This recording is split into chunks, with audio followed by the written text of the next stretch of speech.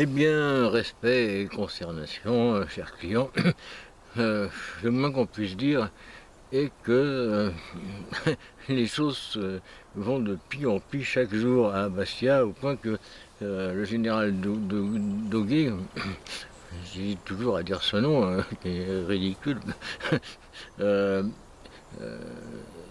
a clairement prononcé cette formule. Vous savez qu'on trouvait dans une publicité pour les lessives jadis 4 kilos souk. 4 kilos souk, c'est le désordre absolu. Alors, que se passe-t-il? Je me sens un peu responsable parce que j'ai oublié de vous préciser que la Vierge Marie, cette fois-ci la vraie Vierge Marie.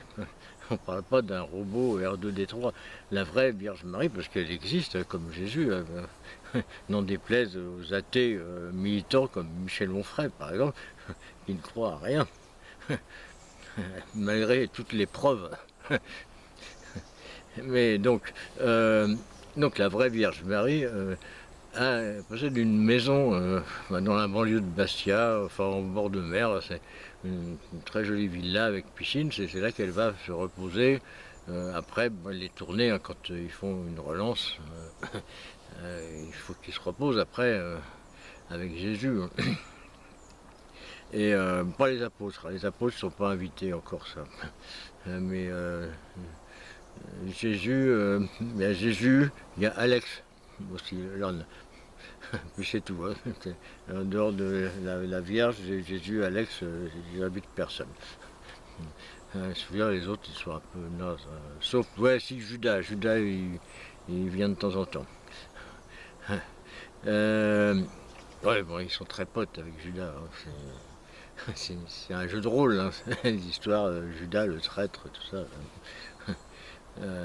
En fait, ils prennent des cuites ensemble. C'est une horreur d'ailleurs. Ce Judas, il a une mauvaise influence sur Jésus, hein, je trouve. La Vierge le dit, mais je pense qu'elle a raison. La vraie Vierge, hein, pas le robot. Donc, que s'est-il passé? Eh bien, il s'est passé que la vraie Vierge et la fausse Vierge, le robot, se sont croisés. On imagine que ça s'est passé d'une manière absolument catastrophique. D'autant que, alors, le robot R2D3 avait un glasion, la Vierge Marie aussi, elle a toujours un glasion, un très joli, un rose avec des petits filets or magnifiques. C'est Jésus qui lui a offert. Il a acheté ça au Confort Moderne. Bon, ça fait pas plus de dégâts qu'un autre glasion, mais c'est joli, quoi. C'est un bijou, quoi.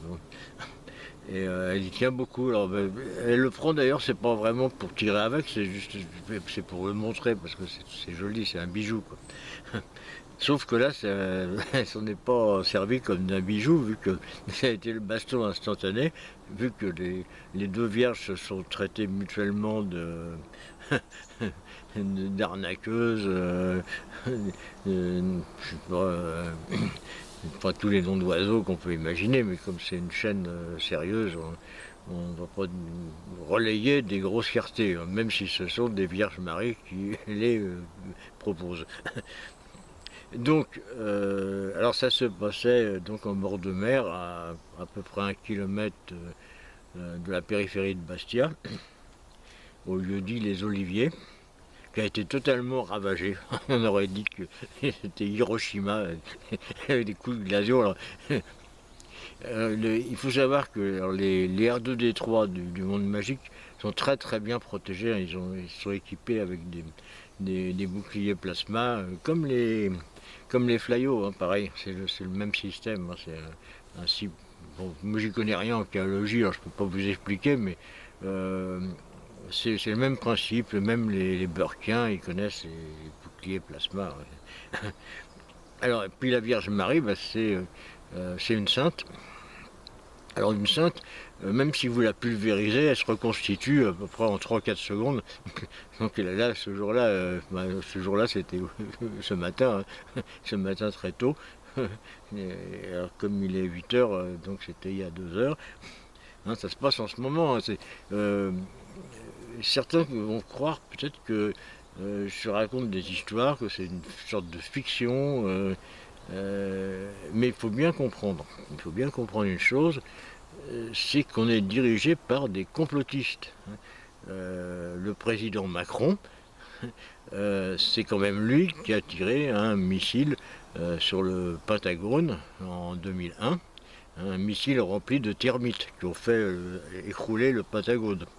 Alors c'est ce type-là qui dirige l'État, et on s'étonne que ces histoires de combat entre vierges soient complètement occultées, passées sous silence.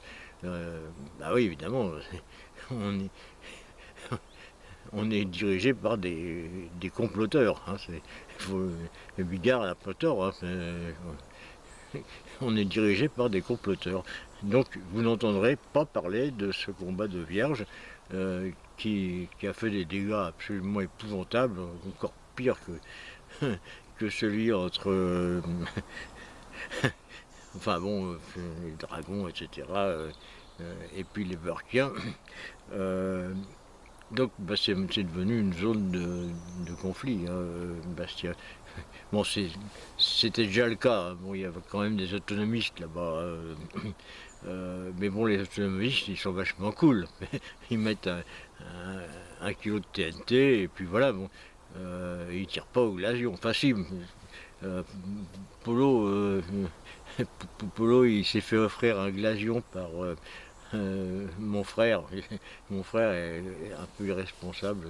C'est pour le récompenser d'un service. Bon, ils avaient attaqué le 7e cercle ensemble, à la mitrailleuse. Enfin, une histoire, je n'ai rien compris, c'est mon frère qui m'a raconté ça. Il était bourré encore, il était tout le temps bourré. Bon, mon frère, il était absolument tout le temps bourré. C'est un très très bon musicien, mais il est tout le temps bourré. Voilà, donc, bah, j'en sais pas plus. Hein, que c'est comme hier, hein, je ne peux pas inventer. Hein, je ne vous relais que ce que j'ai appris de sources sûres. Voilà, donc, bah, you et bonnes vacances, hein, sauf si vous êtes à Bastia, là. Oh, pas bon, faut partir. Et pas en avion, parce que les avions là-bas ils tirent dessus aussi. Non, non, faut pas.